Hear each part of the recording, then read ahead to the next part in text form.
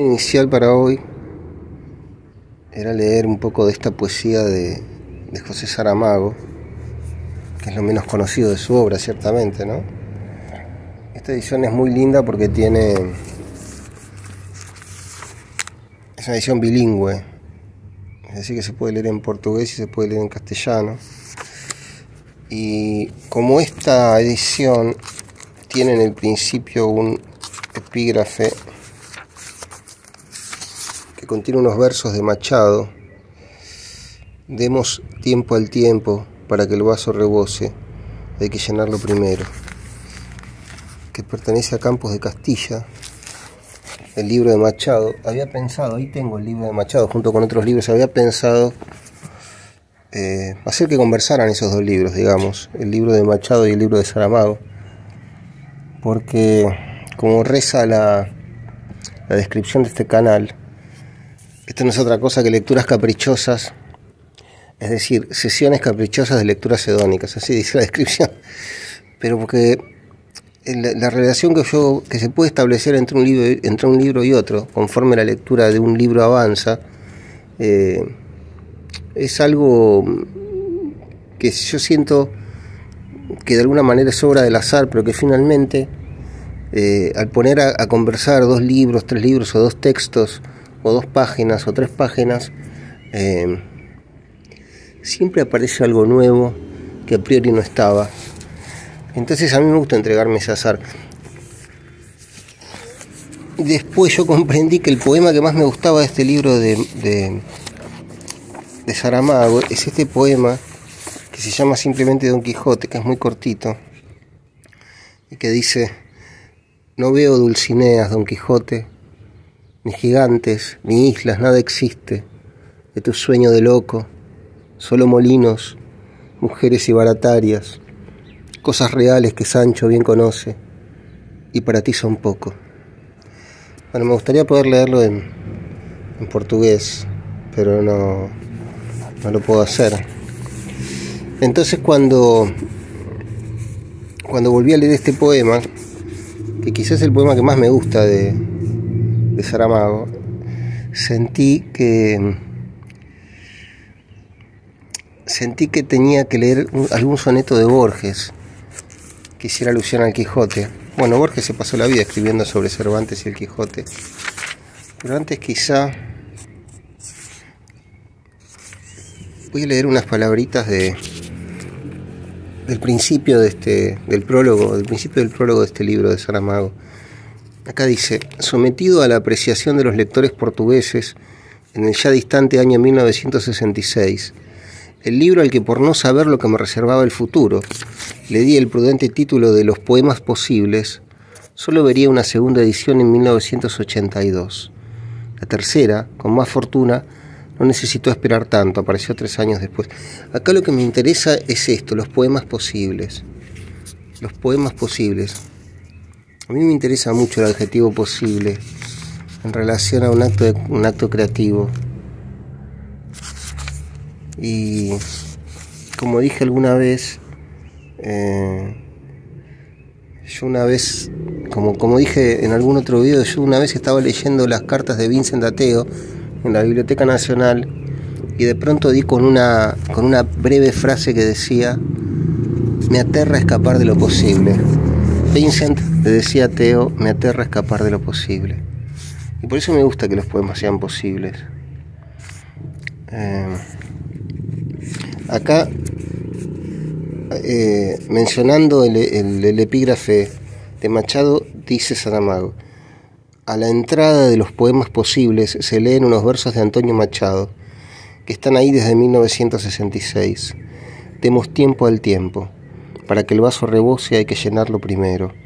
Sí, cualquier niño, con la inocente lógica de su edad, sería capaz de decir lo mismo, que únicamente rebosará el vaso si antes lo hemos llenado.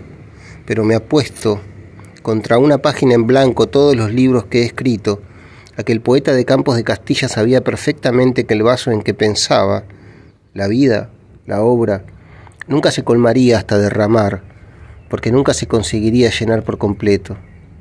Como Sísifo empujando la piedra hacia la cima del monte para verla rodar otra vez hasta el valle, como las Danaides, condenadas a rellenar en vano durante toda la eternidad un tonel sin fondo, como todos nosotros, que vamos poniendo letras tras letras, a la espera de que el infinito se deje tocar algún día. Antonio Machado estuvo casi, solo le faltó el tiempo. José Saramago. Es lindo, ¿eh? Y bueno, y vamos a releer este poema que dice: no veo Dulcineas, Don Quijote, ni gigantes ni islas, nada existe de tu sueño de loco, solo molinos, mujeres y baratarias, cosas reales que Sancho bien conoce y para ti son poco. Y en Campos de Castilla, precisamente, hay un poema en el que Machado toma la figura de Miguel de Unamuno y de alguna manera la quijotiza, en el sentido de que la vuelve quijotesca, de que la emparenta con la figura del Quijote. Y acá dice: Don Miguel de Unamuno, por su libro Vida y Obra de Don Quijote y Sancho. Y yo no sé si es en ese libro de Unamuno o en otro que se llama En torno al casticismo, no lo recuerdo, que Unamuno tiene una idea acerca del Quijote muy interesante. No encontré ese libro ahora, quería traerlo. Esa idea dice, con mis palabras torpes de ahora, lo siguiente. Dice Unamuno que Alonso Quijano no era, digamos, un joven, digamos, lleno de ímpetu y de brío, que se había dado digamos, a la aventura de los caminos por un capricho o por una necesidad ciega de aventuras triviales, sino, dice Unamuno, que lo hace por pura madurez de espíritu. Es decir, es un tipo que tiene 50 años, es un tipo grande, que no sale a una aventura adolescente a recorrer los caminos porque sí, sino que lo hace, dice Unamuno, por pura madurez de espíritu. Y este poema de Machado dice: este don quijotesco, don Miguel de Unamuno, fuerte vasco, yo el arnés grotesco y el irrisorio casco del buen manchego don Miguel camina, jinete de quimérica montura, metiendo espuela de oro a su locura, sin miedo de la lengua que malsina. A un pueblo de arrieros, lechuzos y tahúres y logreros, dicta lecciones de caballería, y el alma desalmada de su raza, que bajo el golpe de su férrea masa, aún duerme, puede que despierte un día. Bueno, y así. Bueno, es muy lindo. Y para seguir en cuestiones quijotescas, vamos a ir al otro, el mismo, el libro de poesía de Borges. Que Borges es de alguna manera... Borges es una especie de Alonso Quijano, que enloquece de tanto leer. Y acá, es decir, enloquece y cree que es Borges, ¿no? Lo que le pasa a Alonso Quijano es que enloquece y cree que es un caballero andante.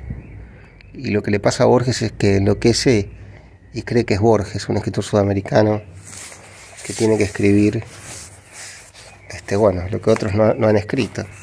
A mí me gusta mucho este soneto de Borges.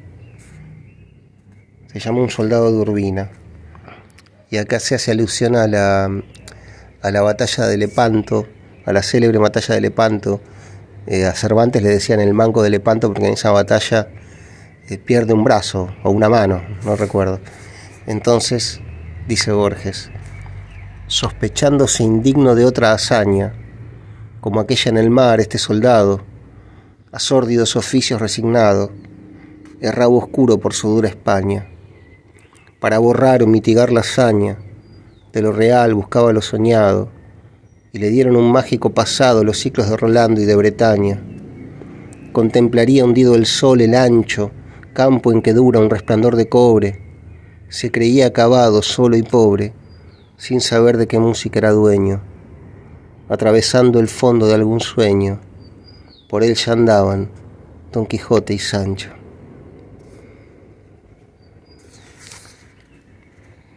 Claro, cuando él dice a sórdidos oficios resignados, que yo creo que Cervantes era cobrador de impuestos, una cosa así. Y la figura de Cervantes siempre es siempre es tan querible.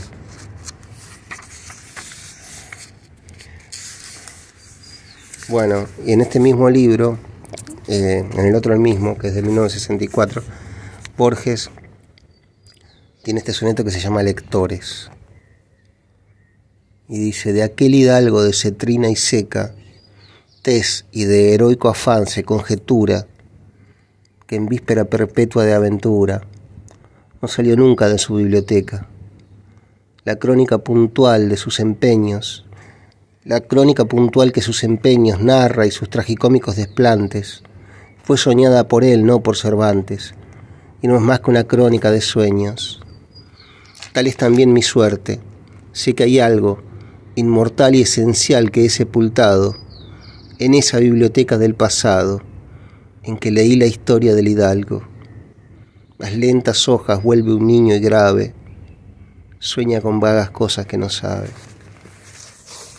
Bueno, y esa biblioteca que menciona Borges es la biblioteca de su padre, donde él leyó todo, ¿no? Y yo creo que, si mal no recuerdo, que Borges leyó primero a Cervantes en inglés. Leyó la traducción inglesa de Don Quijote. Y después leyó la traducción, después leyó el original. Bueno, acá tengo una edición del Quijote. A mí me gusta... Bueno, acá están... A mí me gusta esta edición porque tiene todo este material. Acá el que firma esta nota es Yo el Rey, por mandado del rey nuestro señor Juan de Amezqueta. Porque bueno, claro, había que presentar primero los libros en esa época para que fueran, aprobados, ¿no? Entonces muchas veces por eso estaban dirigidos a la realeza, a los duques, a los reyes.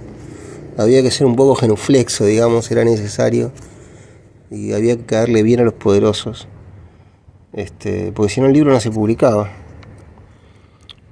A mí me gusta esto que dice: por cuanto por parte de vos, Miguel de Cervantes, no fue hecha relación que había descompuesto un libro intitulado El ingenioso hidalgo de la Mancha, el cual os había costado mucho trabajo y era muy útil y provechoso, nos pedistes y suplicastes os mandásemos dar licencia y facultad para le poder imprimir y privilegio por el tiempo que fuésemos servidos, o como la nuestra merced fuese. A mí me produce una especial ternura advertir siempre estos giros propios del castellano antiguo, lo cual, visto por los de nuestro consejo, por cuanto en el dicho libro se hicieron las diligencias que la premática últimamente por nos hecha sobre la impresión de los libros dispone, fue acordado que debíamos mandar dar esta nuestra cédula para vos en dicha razón, y nos tuvímoslo por bien. Bueno, y así. Pero básicamente le dicen que sí, que lo puede publicar. Y acá hay una serie de... Esto es como una especie de metaliteratura que ya hace Cervantes en su época, porque hay una serie de sonetos que son sonetos que hablan de la salida de este libro. Y esto yo creo que estaba en la primera, digamos, en las páginas primeras de la primera edición del Quijote. Acá hay un soneto del Orlando Furioso a Don Quijote de la Mancha. Y acá hay un diálogo muy lindo, que es el diálogo entre Babieca y Rocinante, es decir, entre el caballo del Cid Campeador y el caballo del Quijote. Este soneto dice Babieca, y después contesta Rocinante: ¿cómo estáis, Rocinante, tan delgado? Porque nunca se come y se trabaja. Pues ¿qué es de la cebada y de la paja? No me deja mi amo ni un bocado. Andá, señor, dice Babieca, andá, señor, que estáis muy malcriado, pues vuestra lengua de asno al amo ultraja. Contesta Rocinante: asnos es de la cuna a la mortaja, ¿queréislo ver? Miradlo enamorado. Es necedad amar, no es gran prudencia, metafísico estáis, es que no como. Quejaos del escudero, no es bastante. ¿Cómo me he de quejar en mi dolencia, si el amo y escudero o mayordomo son tan Rocines como Rocinante? Rocinante dice que Don Quijote y Sancho Panza son tan Rocines, son tan caballos como el mismo, ¿no? Bueno, y por último, no quiero... es un poco una lectura divagante, ¿no? Pero quizás hay algo que pueda servir. Acá hay algo que me gusta mucho de esta primera página de Quijote. Bueno, este célebre comienzo, ¿qué vamos a decir?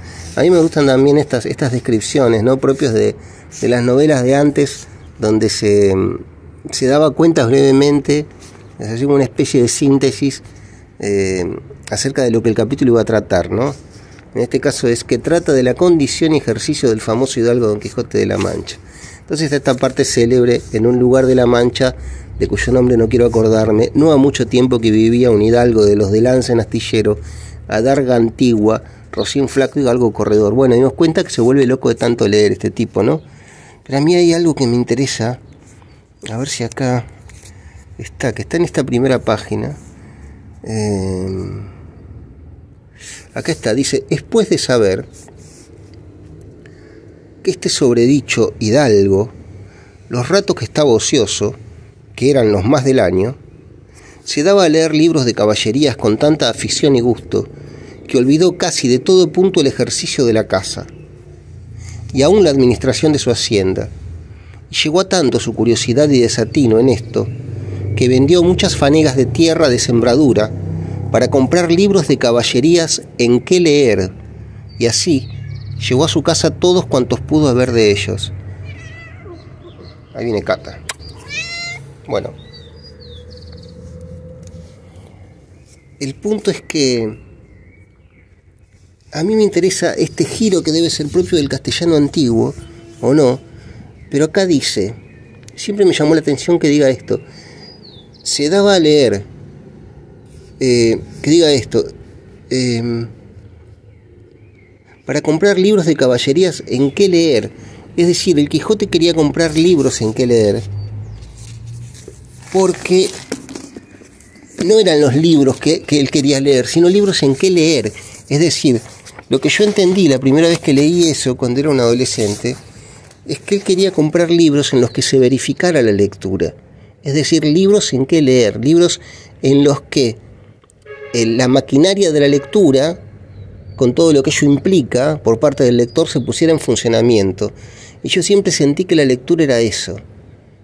Era una especie de trance, era una especie de ejercicio mágico que se ponía en juego más allá del libro que hubiera frente a la cara del lector que yo era en ese momento.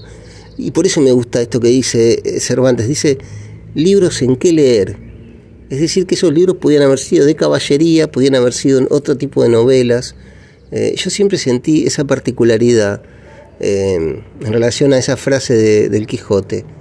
Y siempre sentí que, más allá de lo que uno lea, más allá del libro que se ponga frente a uno, siempre la práctica de la lectura era una puesta en funcionamiento de esa maquinaria interna que agita las emociones, ¿no?, que suscita la especulación, que nos vuelve más lúcidos, más luminosos, más atentos, más sensibles.